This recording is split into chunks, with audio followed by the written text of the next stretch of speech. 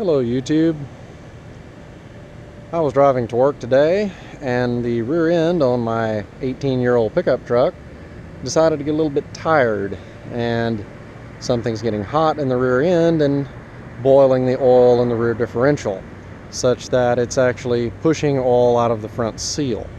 So I had my GoPro in my truck. So now I'm going to improv a solution so that I can go home, because I've been here all day, like 12 hours or so. So let's see if we can get the drive shaft pulled off and go home. Okay, then I get up under here and work on stuff.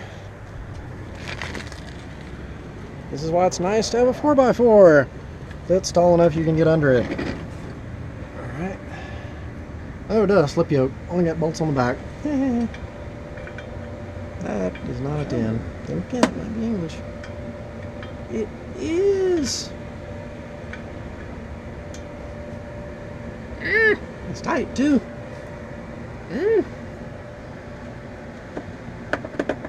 Double wrench. Most of my videos include me riding my ancient and venerable KLR, but this is the four-wheeled version of it. It's a 1997 Chevrolet Z71 stepside, and there we go. It gets tired sometimes. Tell you what else we're going to do. Safety. This truck is on a hill. We're going to set the parking brake so that we don't get crushed by 6,000 pounds of awesomeness. Yes, it is heavy for as small as it is, and we're going to put it in 4 high.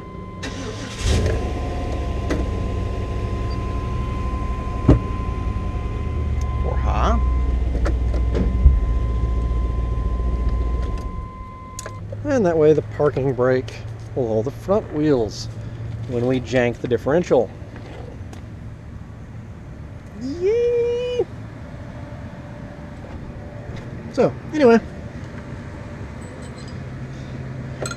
this is the truck that you've seen on some of the other videos, driving through mud and stuff, with less parts than it has on it right now, which one of these days I'm going to get off my lazy rear end, and make a video. That's the wrong way. Telling you all about all the junk that I put on this thing. But, you know, look, if you would loosen it instead of tightening it. YouTube, lefty loosey. Don't be like me and tighten things. Oh, goodness, that's tight.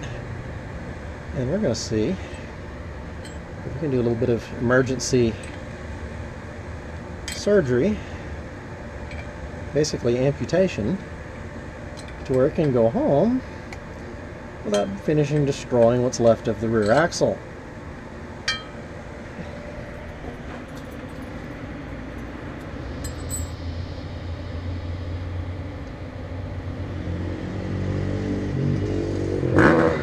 Oh, I believe I just heard a llama go past. So nice of him to come help. So I believe we got our caps loose, or close at least.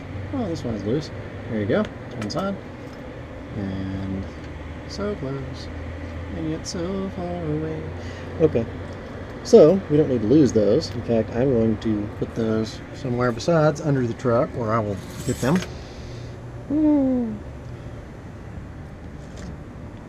A safe place inside of the dirty towel.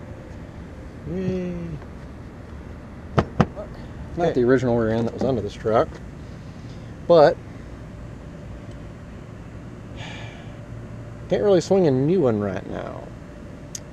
So we're hoping that it didn't mess up the gears that are inside of the differential housing, and then it just has the bearing on the input shaft that's going out. That's what we're hoping. And if that's actually the case, driving it with the rear differential, with the rear drive shaft connected would put excess wear and tear.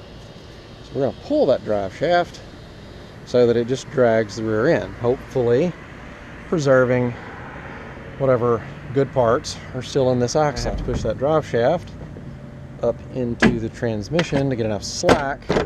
Whew, wheel chocks, we can be really safe. Yes, look at the safety going on here. Yes, safety. So we need something. Yay, look at that. Nice. That we can stick in the front of the yoke or in the rear, either way. Something that I can pry on to push the drive shaft up into the transmission to get enough slack so I can drop it out of the U-joint on the rear and slide it out.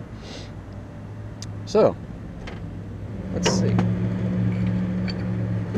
Whoa, look at that. Oh, yes. Excellent. So, in case you didn't catch it, this sits in here. Little notches right there, sit on each side.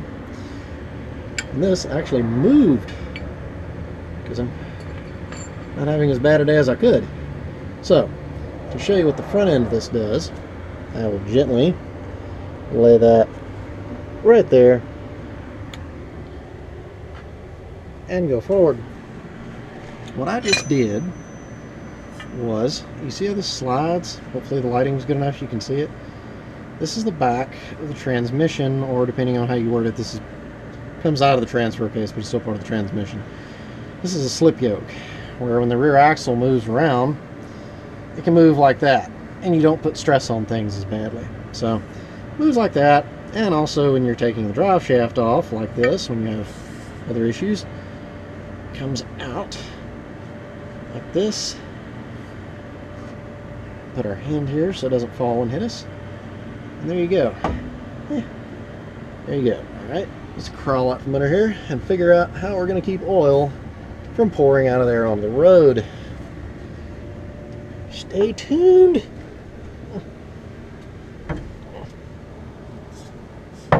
No.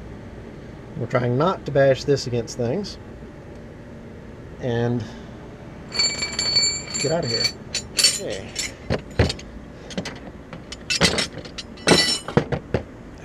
Alright, so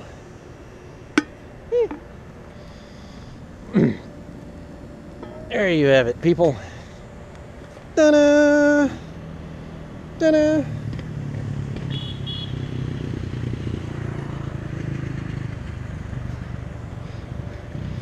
Llamas we need to keep oil from coming out of the back of the transmission and spewing all over the road.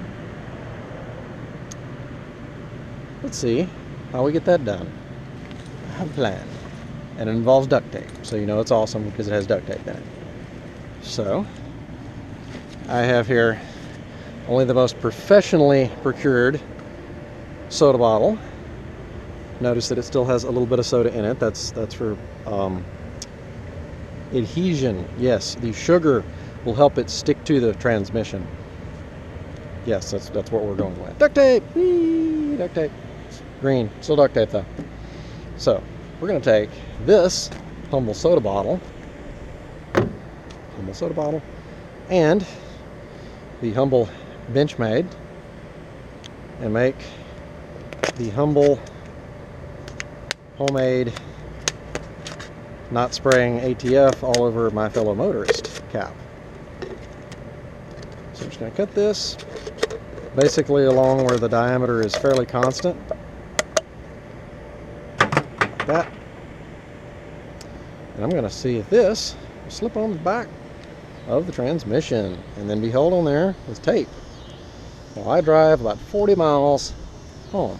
Let's see, show you people what we're dealing with here. There you have it, ladies and gentlemen.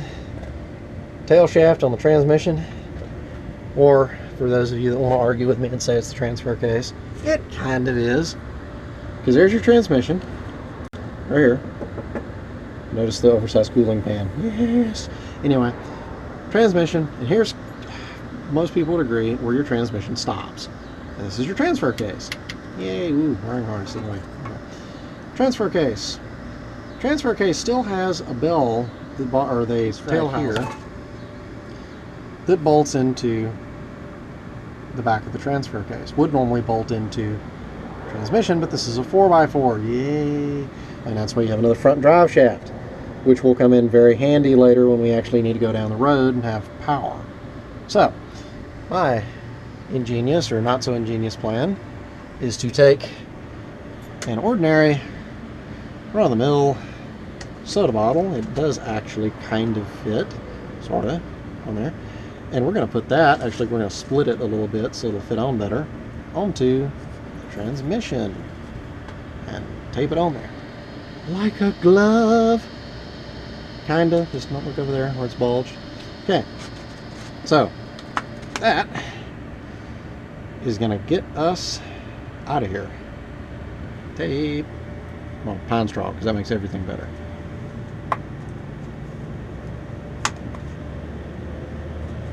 I think that'll stay. I hope it will stay. Yes. Mint. Perfect. It's gorgeous. Don't have it any other way. All right. Let's get the heck out of here. Okay. We're going to wrap up the drive shaft input. Shaft. Like so. With a towel. And some pine straw, because that'll help. Got the both ends of the drive shaft wrapped up nice and padded. A towel and some rags here, so we won't booger it up while we're moving. Now we're going to get into one of a very limited number of front wheel drive Z71s. Very rare, this type of truck, the front wheel drive Z71. But we are going to now take a ride in it as we travel along the mighty highway to get away from work.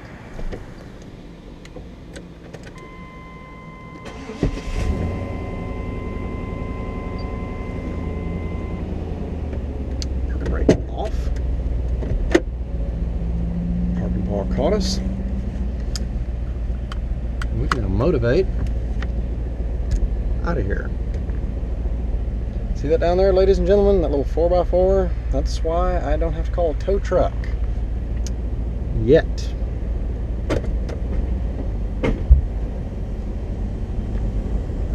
Rocking down the highway. Wah, wah, wah. Boring, boring, boring. But last weekend, I had the privilege of getting to ride with Informal, and he let me use his spare bike, the red one that y'all seen many times, Honey Badger. Got to ride it. Neat bike, very neat, very awesome. Small, but that's not always a bad thing. You got to actually put it off-road a little bit, and I gotta say, all you guys who ride the 250s, I see why you do. They're nimble, fun, they don't kick your butt. If they start to fall over, you can actually catch them and not, you know, die horribly in a mushroom cloud. So, yeah, awesomeness. Made it home, so awesome. Although, judging by how much noise this thing is making, probably had a little bit more carnage than I was hoping for. Okay. We're losing oil out of the front differential as well. That's not what I wanted to say. Oh goody, and it's slung up onto the oil filter and the oil pan. Wow.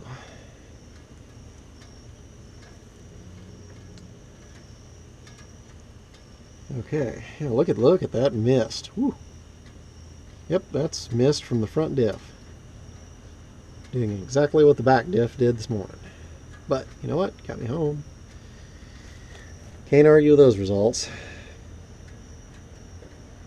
So, to turn the camera the right way where y'all don't have to turn your heads and be all crazy. There we go. Front differential. You can see right here where the U-joint, or the, yeah, it's a U-joint. Where the U-joint comes out of it, that seal is spraying oil. That's why there's oil on this, which is the oil pan for the engine. There's oil sprayed all over the frame rail and misted on the torsion bar. You can see back here, misted onto the rusty area of the frame rail. And also on the oil filter. So, yeah, gonna be getting to do some repair work on the old Z. Look, header, yay. So, anyway, I'll make a video of whatever the smack I end up doing to it to try to fix it and get it back on the road. So, appreciate y'all watching. See you later.